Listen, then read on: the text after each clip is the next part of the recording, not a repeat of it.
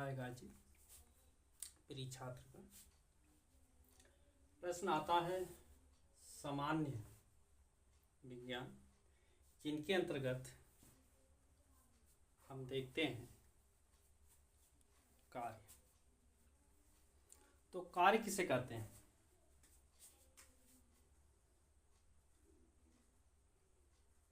कार्य करने की क्षमता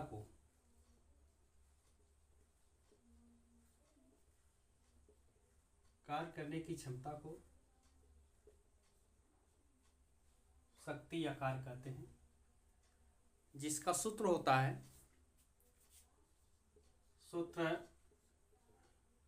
W बराबर F इंटू एस, जिसका शाब्दिक अर्थ होता है W का प्रतीक कार्य से, F का प्रतीक फोर्स पावर अर्थात शक्ति, जितना हम बल लगाते हैं ये होता है बल का मान। और यस यह सत्यापित करता है कितने सेकंड हमने कार्य किया, अर्थात विस्थापन।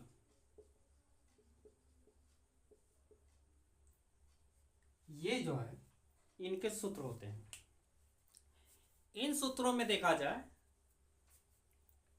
W बराबर वर्क का संकेत तथा फोर्स बराबर बल, और यस जो है जितनी दूरी विस्थापित की जाती है उसका यह संकेत देता है,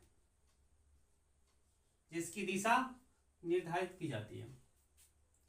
तो सामान्य के अंतर्गत यह देखा जाता है। दूसरा स्टेप आता है पावर अर्थात ऊर्जा। ऊर्जा किसे कहते हैं? कार्य करने की क्षमता को ऊर्जा कहते हैं।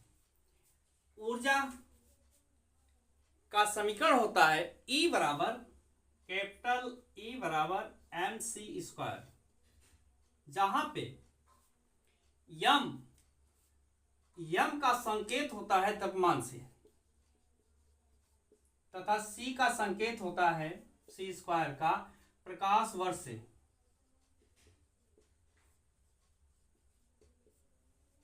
ये इसके मान होते हैं। तो ऊर्जा किसे कहते हैं? कार्य करने की क्षमता को ऊर्जा कहते हैं। ऊर्जा काइंड ऑफ ऊर्जा, what is a kind of ऊर्जा? ऊर्जा कितने प्रकार की होती है? जब ऊर्जा के प्रकार हम देखते हैं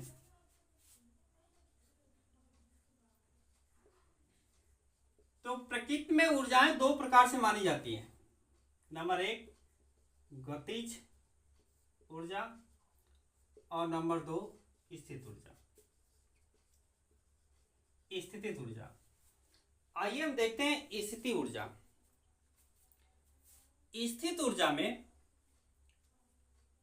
देखा जाता है गतिज ऊर्जा, गतिशील वस्तुओं के होने के कारण अर्थात गति के कारण जो ऊर्जाएं उत्पन्न होती हैं उसे हम गतिज ऊर्जा कहते हैं। गतिज ऊर्जा का सूत्र होता है K बराबर 1/2 mv स्क्वायर, अर्थात 1/2 m प्रतीक करता है द्रव्यमान का और v संकेत करता है वेग का। वेग का दुगुना अर्थात v का स्क्वायर और 1/mv स्क्वायर होता है। तो इस तरह से गतिज ऊर्जा का प्रतीक होता है। गतिज ऊर्जा किसे कहते हैं? कार्य करने की क्षमता, किसी वस्तु में कार्य करने की क्षमता को जो विस्थापन होता है, जो कार्य होता है उसे हम गतिज ऊर्जा कहते हैं। जैसे मोटर गाड़ी, ऑयल इंजन इत्यादि एग्जाम्पल होते हैं। तो गतिज ऊर्जा का ये प्रतीक होता है K बराबर 1/2 mv स्क्वायर, जिसका मात्रक होता है मीटर प्रति स्क्वायर सेकंड, जबकि m के एस पद्धति में हम इसे कह सकते हैं कैलोरी अर्थात जूल के नाम से संकेतित करते हैं। स्थिति ऊर्जा, किसी वस्तु में स्थिति के कारण जो ऊर्जाएं निहित होती हैं, जो ऊर्जाएं संचित होती हैं उसे हम स्थिति ऊर्जा कहते हैं। स्थिति ऊर्जा के अंतर्गत देखा जाता है एग्जाम्पल में कि स्थिति ऊर्जा के स्रोत कौन कौन से स्थिति ऊर्जा के स्रोत होते हैं, जिसमें आपके ऑयल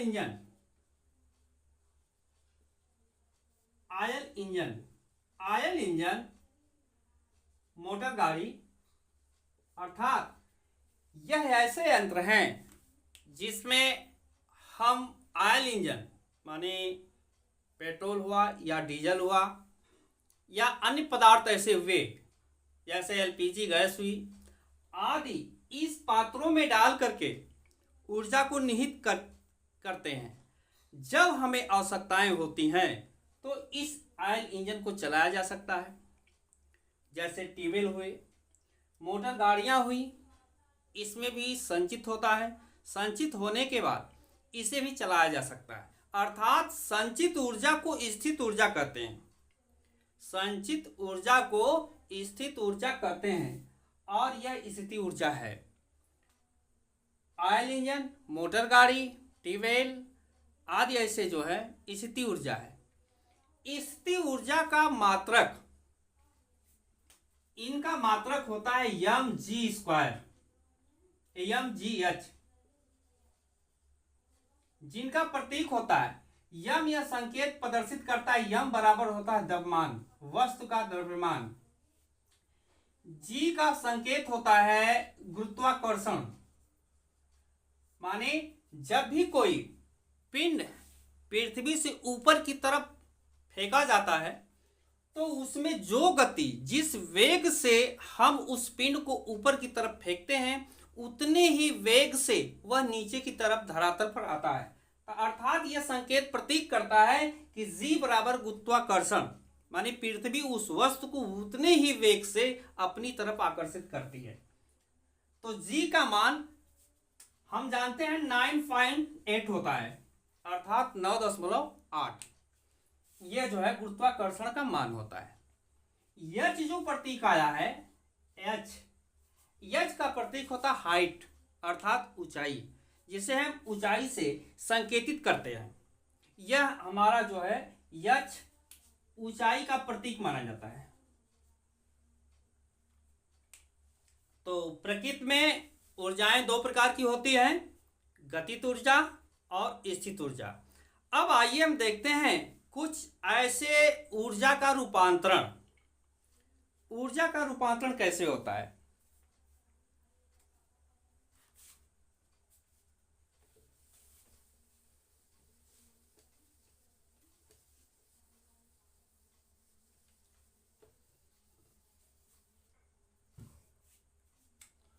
ऊर्जा के रूपांतरण में ऊर्जा रूपांतरण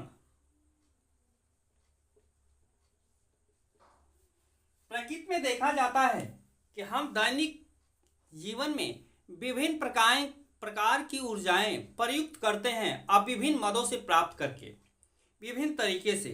तो इस प्रक्रिया को ही ऊर्जा का रूपांतरण कहते हैं। ऊर्जा रूपांतरण निम्न प्रकार के होते हैं। अब हम देखते हैं ऊर्जा के रूपांतरण में यांत्रिक ऊर्जा नंबर 1।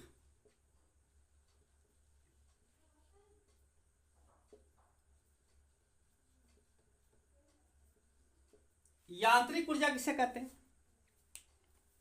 यांत्रिक ऊर्जाएं वे ऊर्जाएं जो प्रकृति में प्राप्त की जाती हैं विभिन्न प्रकार के मशीनों द्वारा, विभिन्न प्रकार के औजारों द्वारा। जो ऊर्जा प्राप्त की जाती है उसे हम यांत्रिक ऊर्जा का नाम देते हैं। दूसरी ऊर्जाएं होती हैं, अब इस यांत्रिक ऊर्जा में देखी जाए तो विभिन्न प्रकार की ऊर्जाएं हैं। कुछ ब्रह्मांड में है, कुछ धरातल पर है, कुछ जमीन के नीचे भी ऊर्जाएं हैं। ये विभिन्न प्रकार की ऊर्जाएं बनाई जाती हैं जिनका समय समय पर हम उपयोग करते हैं। इन्हीं के साथ आता है ध्वनि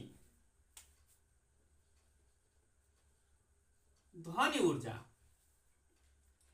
ध्वनि ऊर्जा किसे कहते हैं? निर्वात में उत्पन्न किसी प्रकार के विक्षोभ को हम ध्वनि कहते हैं। तो ध्वनि की परिभाषा यही है, निर्वात में उत्पन्न किसी प्रकार के विक्षोभ को ध्वनि कहते हैं। ध्वनि जो है दो प्रकार की मानी जाती है, जिनका नाम है अनुवर्ती ध्वनि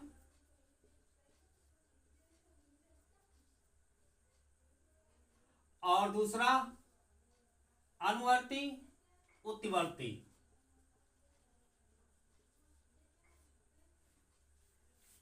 अनुवर्ती वे ध्वनि जो स्वतः उत्पन्न होती है, और उत्वर्ती ध्वनि जो उत्पन्न की जाती है। जैसे अनुवर्ती में समय सीमा निर्धारित की जाती है, उस समय वह ध्वनि जो है उत्पन्न हो जाती है। और उत्वर्ती, उसमें ध्वनियाँ जैसे देखा जाता है कल कारखाने की ध्वनियाँ हैं, फैक्ट्री की ध्वनियाँ हैं, मोटर गाड़ियाँ की ध्वनियाँ हैं, ये ध्वनियाँ हॉर्न की ध्वनियाँ हैं। ये ध्वनियाँ उत्वर्ती होती हैं जो की जाती हैं, और अनुवर्ती में वे ध्वनियाँ होती हैं जो स्वयं उत्पन्न नहीं होती है। तो इस प्रकार से यह ध्वनि के दो चरण होते हैं। प्रकाश,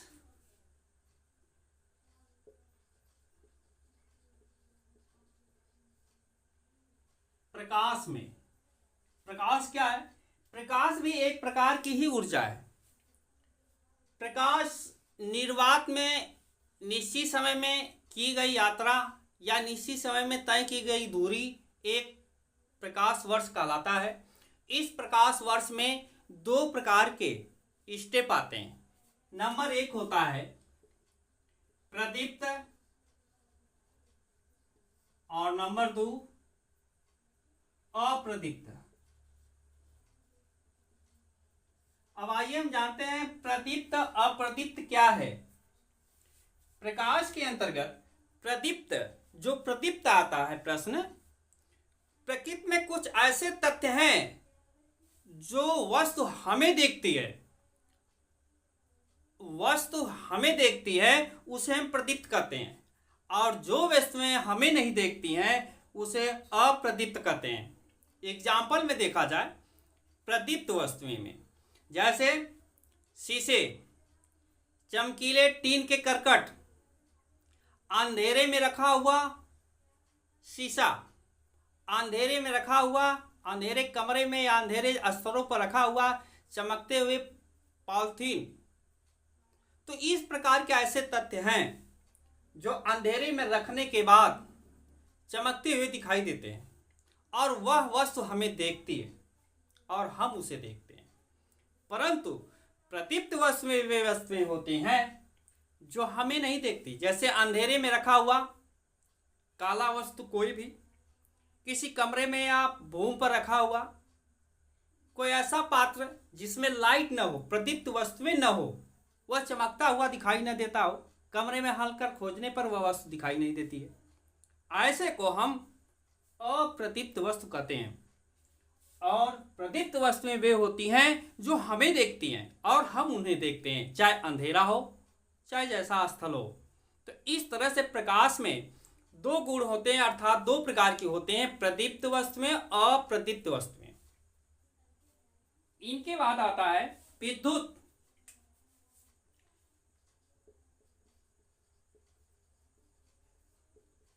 विद्युत किसे कहते हैं? विद्युत के अंतर्गत आने वाला किसी वस्तु में,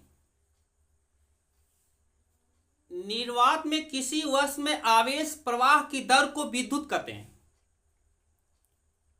अर्थात निर्वात में आवेश प्रवाह की दर को विद्युत कहते हैं, जिसका प्रतीक होता आई, जिसे हम आई से व्यक्त करते हैं, अर्थात उसका मात्रक कूलाम एम्पियर में नापा जाता है।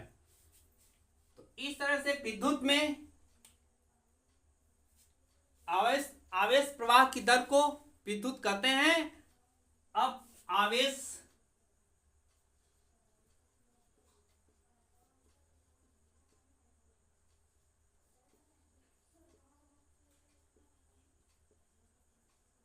विद्युत धारा कहते हैं। I बराबर V अपान Q, जिनका ये प्रतीक होता है। I बराबर धारा, V आवेश और Q उसका जो है आवृत्ति होती है, जितने वेग से एम्पियर की धारा प्रवाहित होती है, इसलिए विद्युत धारा कहते हैं। अब विद्युत में देखा जाए तो बहुत से विद्युतें हैं। चुंबकीय विद्युत, चुंबकीय विद्युत धारा, अनुचुंबकित, द्विचुंबकित, चक्रीय चुंबकीय, ये विभिन्न प्रकार की विद्युत धाराएं होती हैं, जिसमें आवेश प्रवाह की दर को विद्युत धारा कहते हैं। आवेश क्या है? किसी परिपथ में निश्चित समय में प्रवाहित किया गया आवेश अर्थात विद्युत धारा कहते हैं। इनके बाद आता है पांचवा पॉइंट,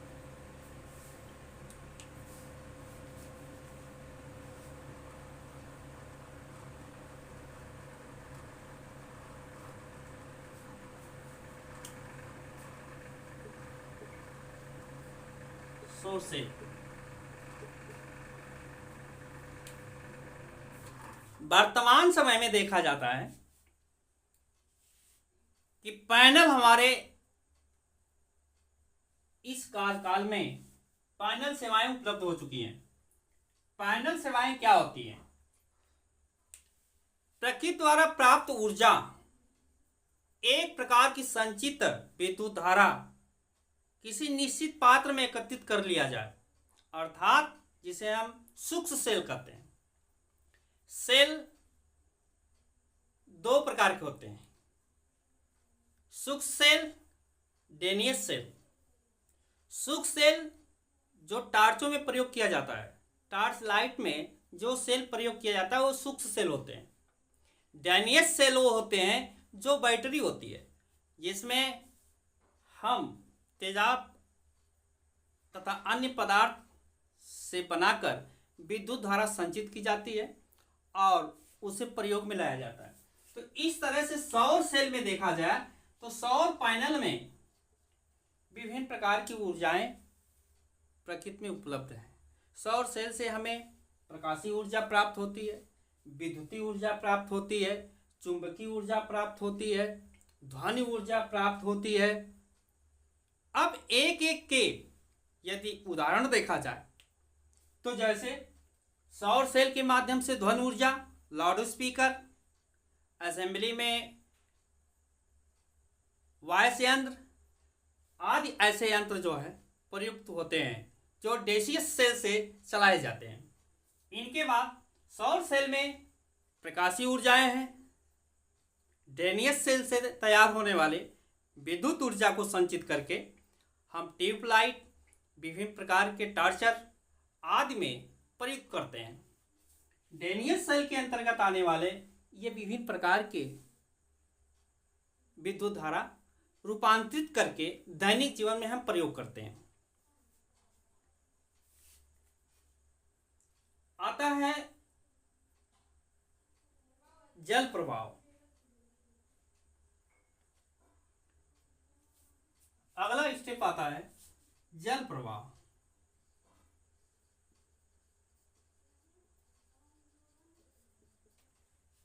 प्रकृति में देखा जाता है कि विभिन्न प्रकार के हमारे देश में 14 योजनाएं संचालित हैं, जिनका नाम है रिहंद बांध परियोजना, तुंगभद्र परियोजना, भाखड़ा नागल बांध परियोजना, दामोदर परियोजना तथा अन्य विभिन्न प्रकार की 14 परियोजनाएं हमारे देश में संचालित हैं, जिससे हमें विद्युत धारा प्राप्त होती हैं। सिंचाई के लिए पानी की मात्राएं जो है मिलती हैं, अर्थात जिसे नहरें खोद कर पहुँचाया जाता है। कल कारखाने, फैक्ट्री चलाने आदि में विद्युत धारा का प्रयोग किया जाता है। तो इस तरह से हमारे देश में जल प्रवाह के अंतर्गत आने वाले 14 योजनाएं संचालित हैं, जिनका निम्न प्रांतों में निम्न प्रदेशों में यह संचालित है। इनके बाद आता है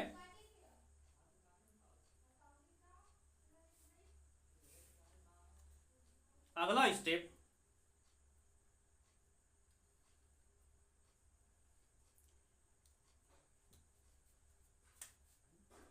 सेवन पॉइंट ज्वार ऊर्जा अर्थात भाटा ऊर्जा। ज्वार और भाटा में देखा जाए, समुद्रों में अक्सर यह देखा जाता है कि लहरें आती हैं, जल का चढ़ाव होता है। जब प्रकृति में कुछ परिवर्तन होते हैं तो समुद्रों में जल ऊपर की तरफ आने लगते हैं, तो ऊपर के चढ़ाव को हम ज्वार कहते हैं, जिसे ज्वार ऊर्जा के नाम से भी जाना जाता है, जिसे ज्वार कहते हैं। तथा जब वह जल ऊंचाई से नीचे की तरफ घटाव की तरफ जाता है, उस जल को हम भाटा कहते हैं। दोनों अर्थों को मिला करके, दोनों शब्दों को मिला करके हम कहते हैं ज्वार भाटा। ज्वार भाटा किसे कहते हैं? अर्थात यह कह सकते हैं कि समुद्रों में आए हुए किसी प्रकार के हलचल या विक्षोभ के कारण जल जब ऊपर चढ़ता है उसे हम ज्वार कहते हैं, तथा जल जब नीचे की तरफ खसकता है तो उसे हम भाटा कहते हैं। अर्थात इन दोनों शब्दों को संबोधित करके हम ज्वार और भाटा ऊर्जा कहते हैं। इन नामों से जाना जाता है। अगला है नाभिकीय ऊर्जा। 8 पॉइंट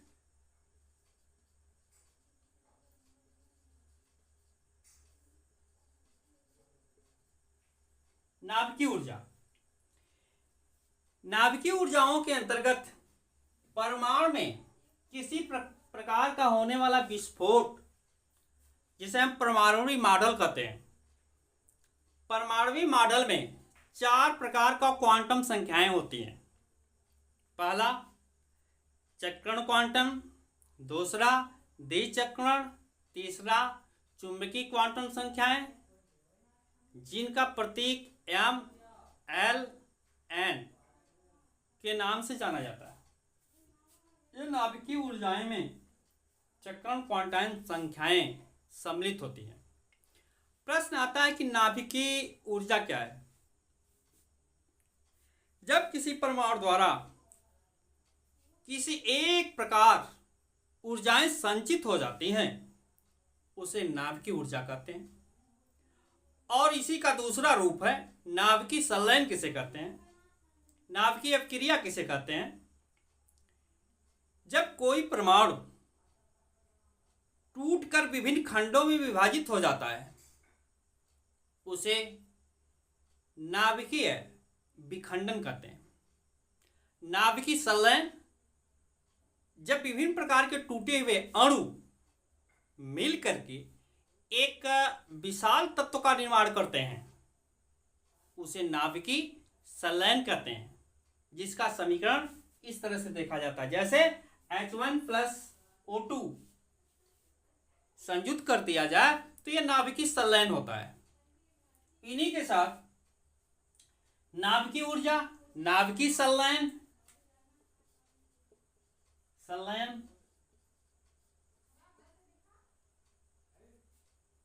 आदि ये ऊर्जाएं मानी जाती है।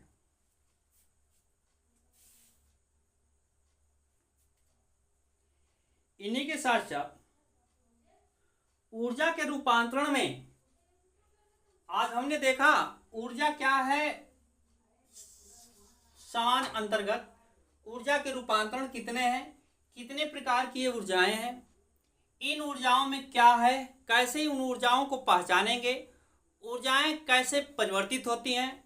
ऊर्जाएं बहुत से होती हैं, जैसे गुरुत्वीय ऊर्जा, गुरुत्वाकर्षण आदि, इस प्रकार से ऊर्जाएं संचित होती हैं। तो आई होप आप लोगों के वीडियो पसंद होगा। अब अगले चैप्टर में हम मिलेंगे पर्यावरण प्रदूषण से जुड़े।